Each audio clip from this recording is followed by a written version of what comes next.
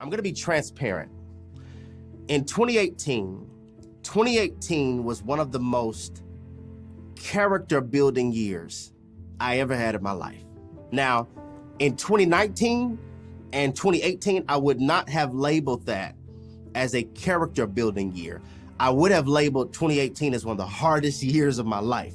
But due to all of the wisdom I gained from that 365, due to all of the wisdom I gained from those 52 weeks throughout that 2018 calendar year, I could relabel that as one of the most hardest hurting years. I could relabel that to, that was a year that my character was built. That was a year that my perspective was shaped. Because due to all of the wisdom I have now, all of the wisdom I have now is worth everything that I've left. Am I talking to somebody? All of the wisdom I have now is worth everything that I have left. All of the wisdom that I have now is better than who left. All of the wisdom that I have now is better than what I thought I needed in that season. Can I get somebody to put in the room, it's better? It's better. It is better. It's better. I know that was uncomfortable, but look, your prayer life is better. I know that you didn't like the way that went, but look, your devotion, oh, that's better. I know that it was even hurtful, but look at your joy right now. It's better. It is better. All of the wisdom that I've gained now is better than everything that I had gone through. It was a character building year. I experienced betrayal after betrayal after betrayal. Have you ever experienced so much betrayal that betrayal doesn't shock you anymore? Loyalty does? I'm not shocked when people stab me in the back. What shocks me is people who protect it, people who cover it. Am I talking to anybody? I'm talking about that was a year where it was betrayal in wave form, just hit after hit after hit after hit after hit.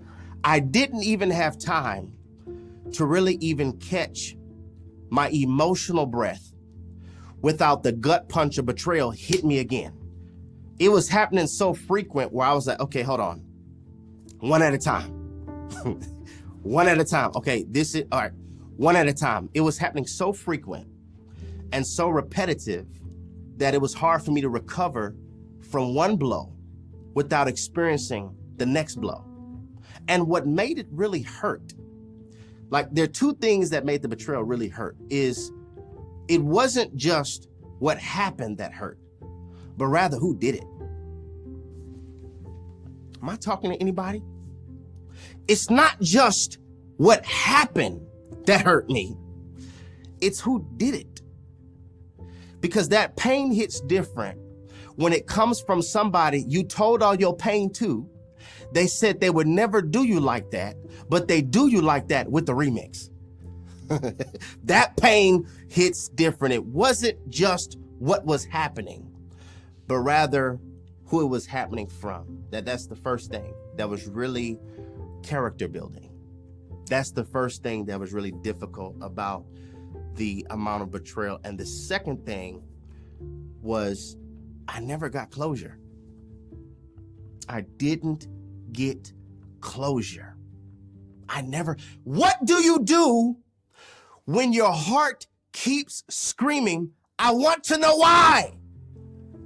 What do you do when the heart keeps screaming, I want to know why they left. I want to know why they molested me. I want to know why they betrayed me. I want to know why they lied on me. I feel this, y'all. I want to know why they raped me. I want to know why mama let that happen. I want to know why daddy let that happen. I want to know why they left.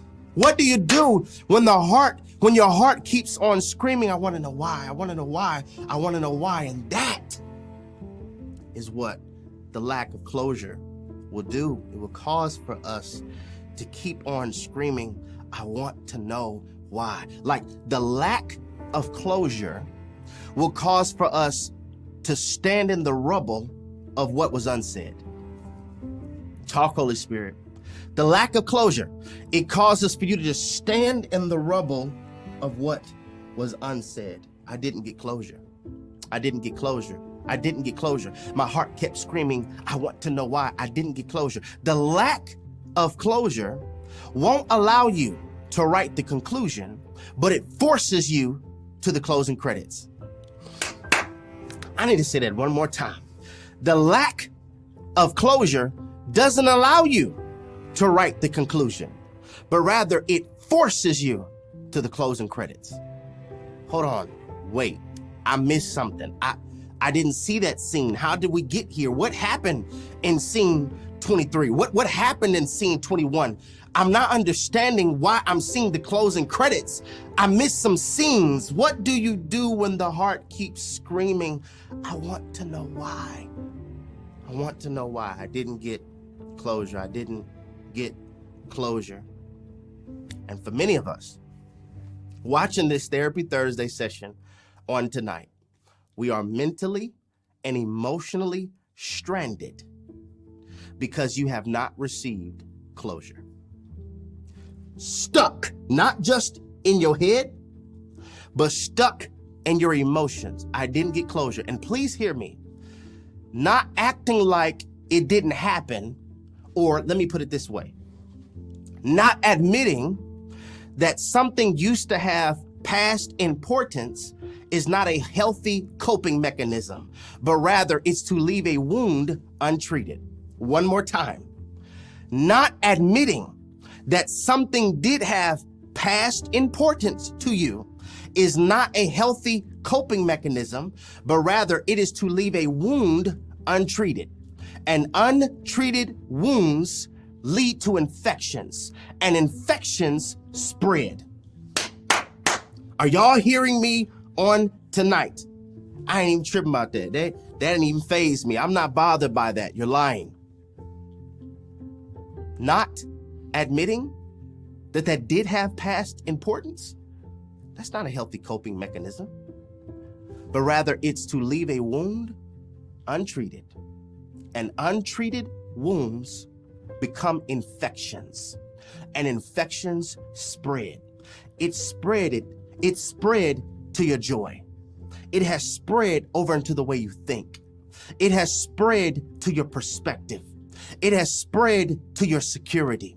It has spread to your esteem. I know you're posting, I'm good, I'm not even tripping, but infection spreads. Can't even love them back because that infection has spread. And what I want us to understand is there is nothing wrong with admitting you cared. Acting hard is hard. There is nothing wrong with admitting, gosh, I feel this, y'all. Somebody's eyes is filled with tears. Nothing is wrong with admitting that you cared. In fact, caring is the byproduct of an investment. You know that you were invested by how much you cared. Caring is the byproduct of investing. So let me give you a natural illustration. The stock market. If you have nothing invested in the stock market, if it crashes right now, you really don't care. I mean, you might be empathetic or sympathetic for somebody else who lost everything, but if in no way and no form it does not affect you, you really don't care. You know why? Because you didn't invest anything. But if you invested something, you care if it crashes. It's the same way. Somebody who has invested in you, that is a litmus test that reveals they cared. And nothing is wrong with you saying, that hurt because I cared. How do you know I cared? I was invested. I invested time. I invested energy. Some of us, I invested my resources. I cared. And I didn't get closure. I didn't get closure. How about let's talk about that on tonight?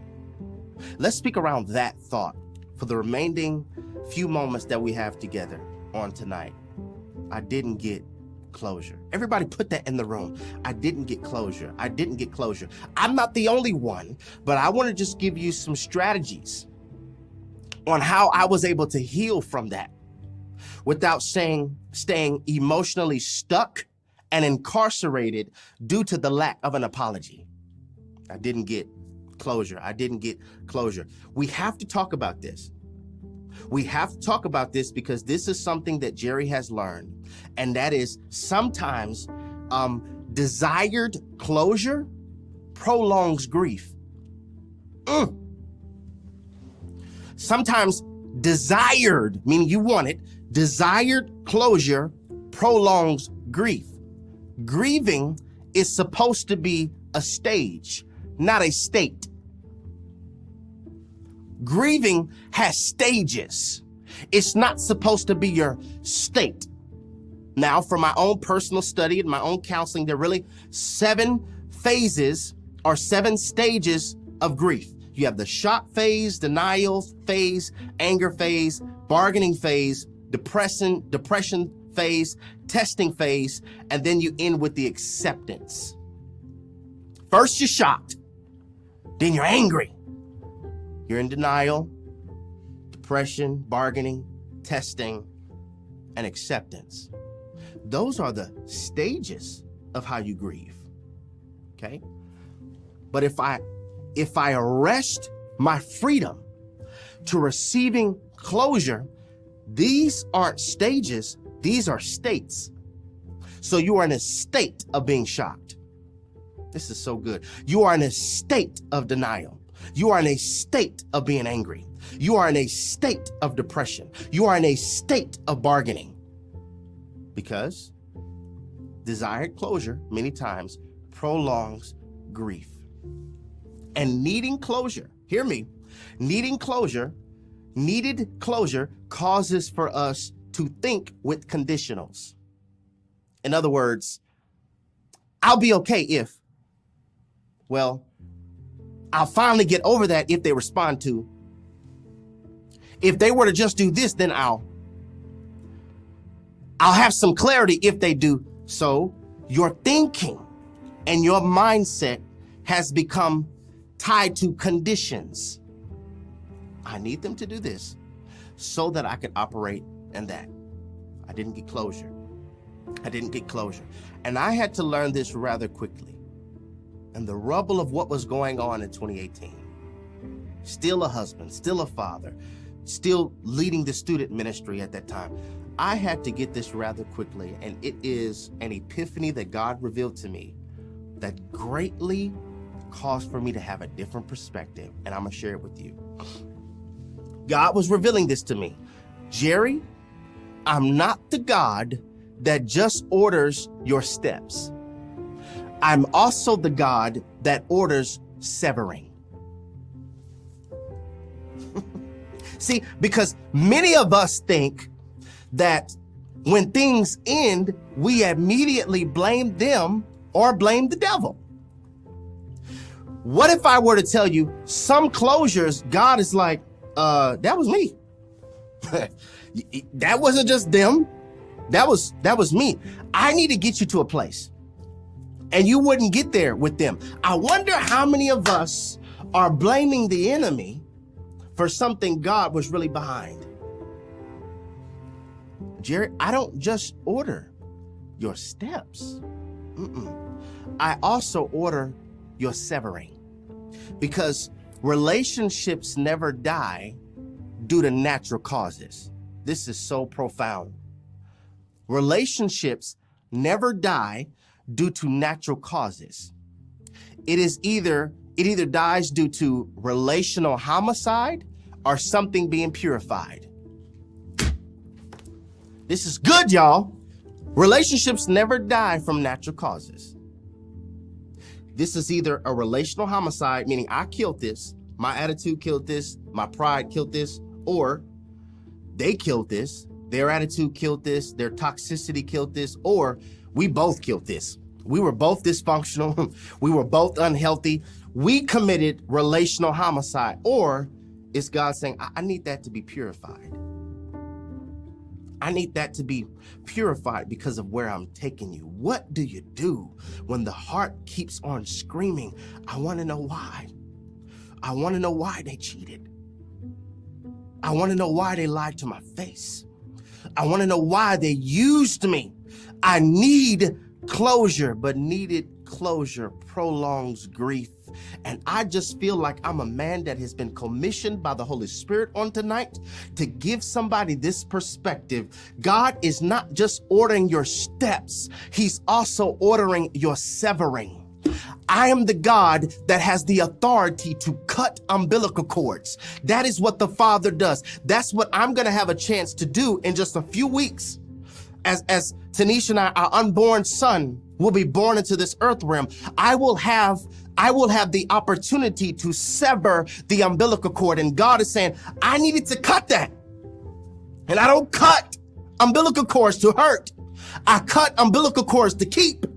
I want to keep you so I could take you to the place I have prepared for you. You saying you needed closure, and I'm just trying to get you to understand I ended that. If it was good for your destiny, if you needed it, it still would be here. Your destiny is never tied to what left. Your destiny is never tied to what left. I'm not just ordering your steps. I'm ordering severing. Relational homicide or purified. And so this is what I had to get. This is what I had to get. Okay. The person who hurt me is not going to come back and heal me. I may never get closure. They may never come back and say, I'm sorry. They may never give me the reason why. They may never give me the, you know what, I was wrong. They may never give that. So I want you to please hear me. I want you to please hear me. Waiting for an apology that is never going to arrive will keep you from never departing. Waiting for an apology that's never going to arrive is going to keep you in a place where you never depart. Never depart emotionally. Never depart, some of us physically, mentally, spiritually. Them ghosting, leaving, or the lack of closure was a tranquilizer dart to my becoming process. When I say, you know what? I have to have the why. And what helped me heal was when I understood that the why belongs to God. Let me give you another perspective about burned bridges. What if burned bridges are really lighting the way to the right path? This is so good, T. What if that burned bridge gave you the light that you need to see the right path? Because it's so amazing to me that wrong people have a way of teaching us the right lessons. What do you do when the heart screams, I want to know why? You recognize that God doesn't just order your steps, that He also orders your stops.